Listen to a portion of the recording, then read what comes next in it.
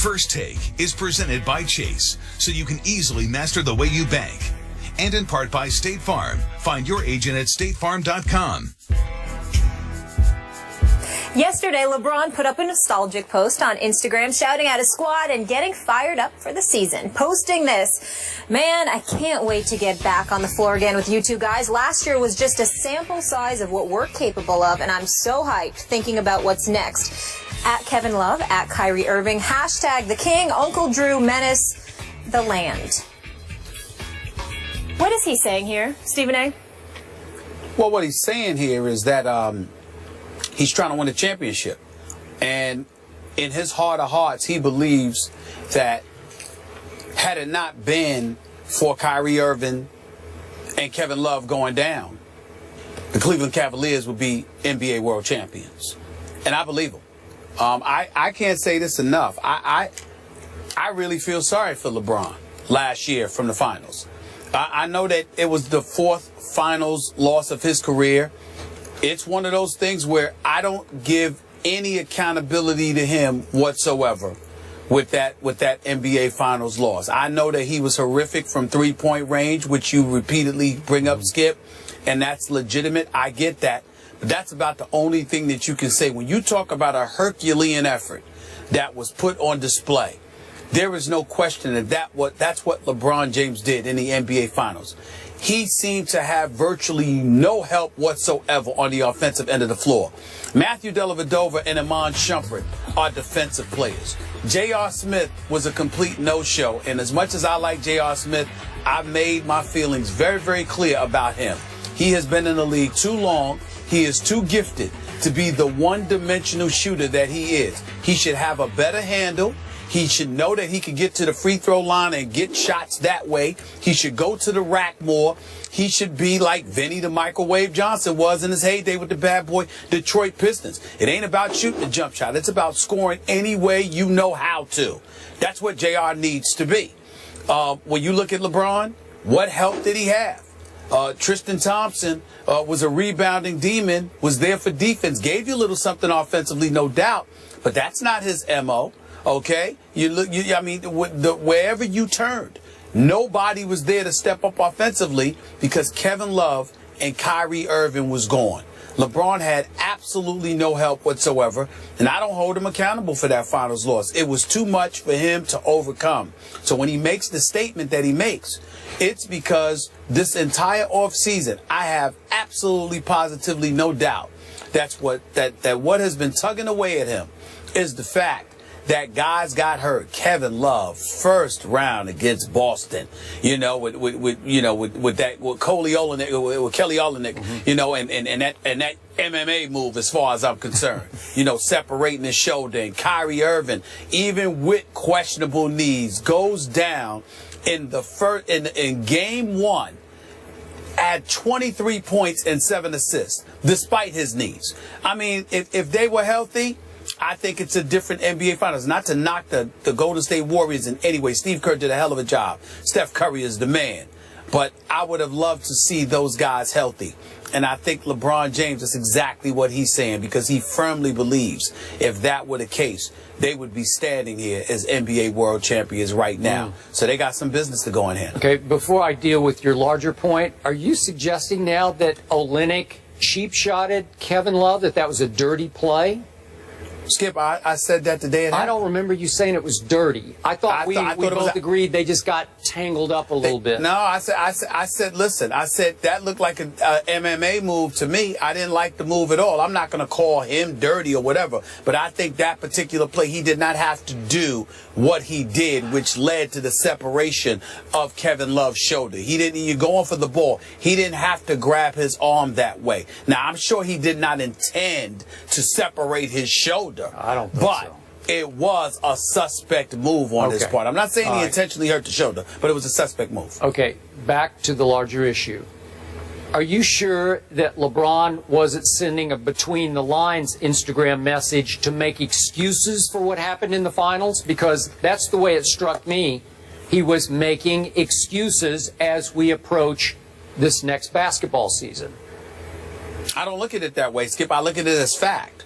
You can call it an excuse all you want to, but to me, excuses are things that you look for to rationalize your deficiencies.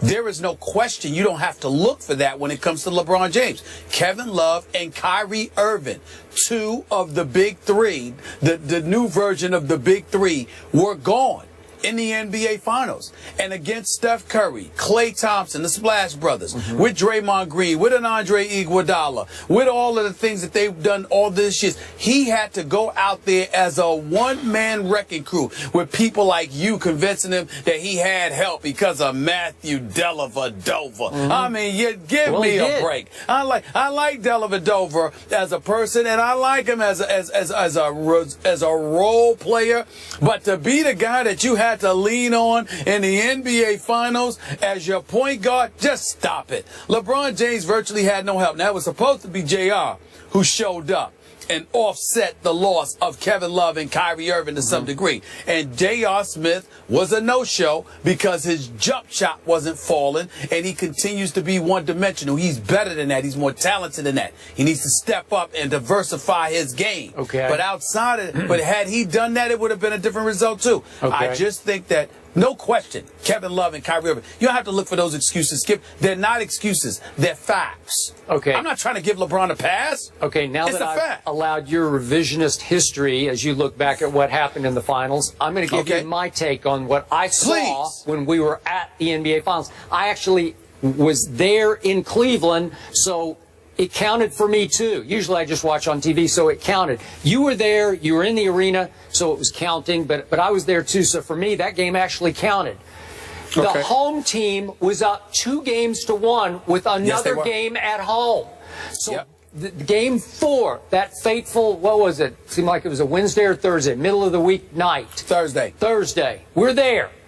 And it's LeBron's house. He should have owned this game. And you conceded or agreed the next morning that LeBron just either ran out of gas or just had a bad night because he just came out flat from the start.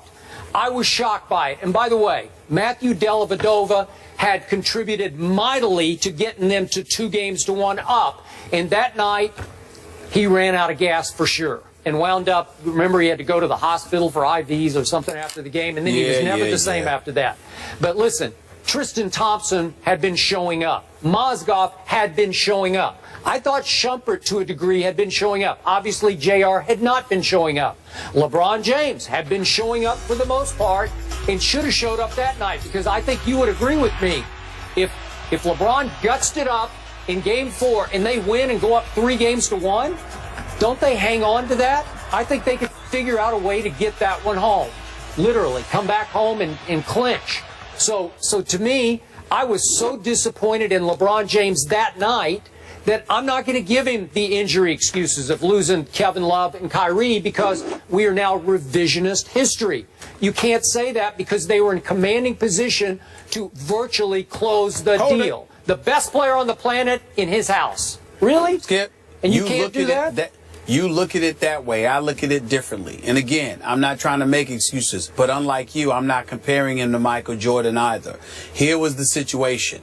Steve Kerr made an adjustment, inserted Andre Iguodala into that starting lineup. Andre Iguodala comes off the bench. He's in the starting lineup. He drops 22. But more importantly, he helped to up the pace, to dictate tempo, because they had surrendered tempo to Cleveland. They had fallen victim to a slower pace of play, which worked to their disadvantage against the size that Tristan Thompson and Mozgov was throwing at them in games 2 and 3. Game 4 comes around. LeBron James is completely and utterly exhausted. More importantly than that, somebody by the name of Skip Bayless had been absolutely positively raving about Matthew Dellavedova and Delly. That's all you kept saying in front of folks in Cleveland. Well, they got caught up. Let me finish. They got caught up in the sauce, getting caught up in Matthew Dellavedova. What happens that game? He shoots 3 of 14. He finishes with 10 points. Can't buy a basket. Don't even get me started with how he shot in games 5 and 6. How about JR? But in game 4. In game 4, he shot 3 of 14. So LeBron's looking for him. JR shoots 2 of 12 in that game. He gives you absolutely positively nothing. So LeBron, who's averaging more than 40 minutes, okay, who's got to carry the load both offensively and defensively, was spent. It's that simple. Anybody who watches basketball, who knows basketball, knows what happened. I'm not sitting there. Listen, if LeBron played like garbage, I would be right up here saying he played like garbage. But it was not that simple. You get to a point where you're running up and down the floor against these brothers, these Greyhounds, and you have virtually no help whatsoever on the offensive side of the ball. And inexplicably, I might add, David Blatt, what does he do with Timothy Mozgov? Barely nothing for the rest of the series. Everywhere LeBron turned, he had no help on the offensive side of the ball. And they got blown out in that game, if you remember. It wasn't like it was a close game where he didn't show up. They got ran out of the gym in Cleveland for that game 4 because he had nothing due to fatigue and the rest of them had nothing due to lack of skill. I thought he was the fittest player on the planet as well as being the greatest player on the planet. Is anybody in better shape than LeBron James and you run out of gas in the fourth game of the NBA Finals? Well, he didn't run out of gas for the series. He ran out of the gas for that particular game. You have to remember, Skip. Hold it, Skip. We all lamented everything that was going on. You got the 2-2-1-1-1 format. You got the travel. Hell, we were tired. And let me tell you something right now. Talk about him quitting. Speak for yourself. I was ready to quit with those afternoon shows. With those afternoon shows that we were doing. It almost killed me. You understand? I was tired. So I know he was tired. All I'm saying to you is I'm looking at what it was. I would love to sit here and eradicate those excuses. Trust me, I don't give him that excuse. I didn't give him that excuse when they lost to Dallas. I didn't give him that excuse when they lost to San Antonio and they got obliterated and ran out of the gym in 5 games. I didn't do that. But this particular series, well, wait a minute. So if you want to make an argument and look for excuses, you can find anything. I don't roll like that. Here's the reality. The brother was tired. He was vastly outnumbered. Kyrie Irving and Kevin Love being gone and J.R. Smith not showing up to do what he was supposed to do were death knells. There's no way around that. There's no way around that. I don't even count these finals losses against LeBron. I really don't. I really don't. He had no shot. Okay, maybe he's not the greatest player on the planet. Maybe we're setting his bar too high. If that's the point, then I'm good with it. All right, if that's the point you want to, I'm not going to go that far. I don't see a player in basketball better than him. I know Kevin Durant thinks he is. I think Kevin Durant is number 2, could easily be number 1, but he's got to win a chip before he's ready to claim number 1. And I love me some Kevin Durant. The brother's big time. But at the same time, I'm not going to give him the edge over LeBron, not just yet. But at the same time, look at the mileage. See, you want to ignore all of these things. I'm sitting there saying to you, Skip, I get it. When you were talking about him being scared to go to the free throw line years ago, when you talk about him in pressure and clutch situations, I get all of that.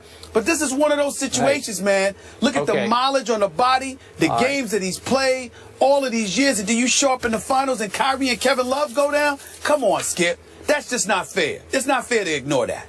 It really is. Okay. I give up. You're right. He ran out of gas. You should. Poor LeBron. He deserves excuses. Skip concedes. On this one. Okay. On this one, he does. I can't wait to see a healthy. I know, of course, a healthy Cleveland squad here. They're still the clear-cut favorites to win it all, according to Westgate Las Vegas Superbook. The Cavs. I don't agree with that. But guess who's number 2, Even with Skip? them, I don't think they're the favorites to win it all. Guess who's number 2? Your Spurs. Well, as my man just said here, seriously? I mean, the Spurs should be the favorite. I don't think they should be favored ahead of the Spurs. No. Guys, no, I don't believe that. Thank you. No debate. Now we're That's talking. no debate. Just agree. wrapping things up here. See, they're on the same page now. See what I do? All right.